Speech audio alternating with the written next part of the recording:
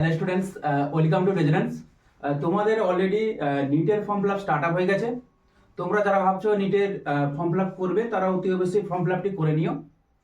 কারণ তোমরা দেখো, ওই ফর্ম ফিল আপ যেহেতু স্টার্ট আপ হয়ে গেছে, তো অ্যাটলিস্ট যারা ভেবে রেখেছো তারা কিন্তু ওই ফর্মটি ফিল আপ করে দাও। ইভেন দেখো, ডাব্লিউবিজে এর ফর্ম ফিল আপ কিন্তু স্টার্ট আপ হয়ে গেছে। তোমরা যদি পারো তাহলে ওই ফর্ম ফিল আপটিও করে রাখো, মানে ডাব্লিউবিজেই। এবার নিটে তোমাদের দু ধরনের ক্যাটাগরি থাকবে। একটা হচ্ছে কি ফ্রেশার, আর একটা কি বলতো, যারা অলরেডি তোমরা আগের বছর দিয়েছিলে, ইভেন তার আগের বছর হয়তো নিট দিয়েছিলে, কোনো কারণে হয়তো তোমাদের নিটটা সাফল্য হয়নি বা নিটটা তোমরা ক্র্যাক করতে পারোনি। তবে কোনো ভাববার কোনো বিষয় নেই, তোমরা এখনো অনেক সময় আছে। মোটামুটি তোমাদের ধরে নাও মাস তিনেক মতো সময় আছে। এখন থেকে তোমরা মোটামুটি যতটুকু সিলেবাস কভার হয়েছে নিটের, ওগুলো টেস্ট সিরিজ দাও, কোশ্চেন সেট প্র্যাকটিস করো।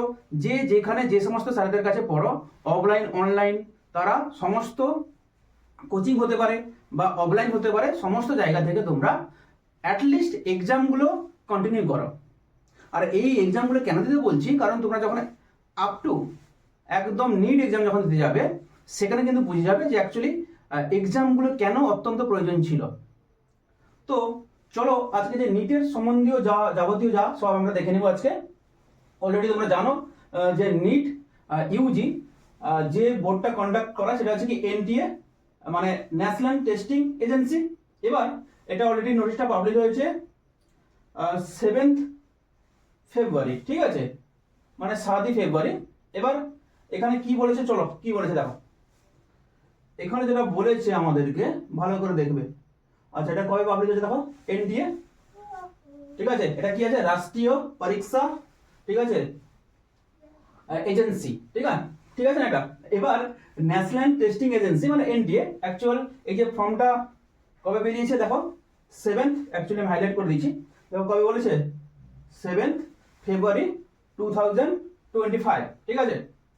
এবার তোমরা ক্লিয়ারলি দেখতে পাচ্ছ কিনা বলো, নাহলে আমি এটাকে আর একটু বড় করে দিচ্ছি, আশা করি ক্লিয়ারলি দেখতে পাবে। এবার দেখো, এটা কিছু দেখতে পাচ্ছ। এবার কি বলেছে, মেন যে পয়েন্টগুলো আমাদের দেখতে হবে, সেগুলো আমরা অ্যাকচুয়ালি ডিসকাশন করবো, ঠিক আছে। চলো কি বলেছে এখানে, যেটা আমাদের মেন যেটা করতে হবে দেখো, যে actual online submission of application form, মানে কবে থেকে স্টার্ট আপ হচ্ছে আমাদের দেখো 7th ফেব্রুয়ারি, মানে অলরেডি কিন্তু স্টার্ট আপ হয়ে গেছে। এবং লাস্ট ডেট কবে, লাস্ট ডেটটা ভালোভাবে কেয়ারফুলি মনে রাখবে। এটা হচ্ছে কি বলতো, 7th মার্চ, মানে মোটামুটি তোমাদের এক মাস অবধি তোমরা টাইম পাচ্ছ। আচ্ছা, যারা রানিং 12 তাদেরকে বলবো তোমরা সময় করে আপাতত এই ফর্মটি ফিল আপ করিয়ে নিও, বুঝলে। কারণ তোমরাও, আমি চাইছি তোমরাও এই ফর্মটা ফিল আপ করো। আর আমি তো অলরেডি বলেছি যে তোমাদের এক্সাম মানে শেষ হওয়ার সঙ্গে সঙ্গে আমি নিটের এবং ডাব্লিউবিজের অবশ্যই কোশ্চেন সেট সলিউশন করাবো, টেনশন নেওয়ার দরকার নেই।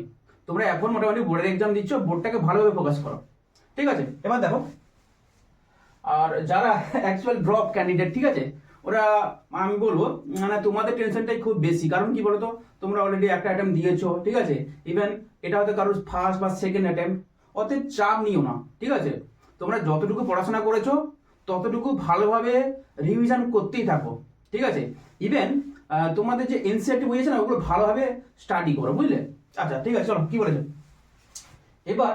কি বলেছে দেখো এখানে, লাস্ট ডেট অফ সাবমিশন, ঠিক আছে, transaction fee through credit or debit card, মানে অ্যাকচুয়ালি বা নেট ব্যাংকিং করতে পারো বা ইউপিআইও করতে পারো, ঠিক আছে। এবার ব্যাপারটা কি বলেছে দেখো, মানে 7th মার্চ, মানে last date two 7th March, এবং পেমেন্টটা যা তোমরা অ্যাকচুয়ালি দিবে সেটা কি বলতো 7th মার্চ।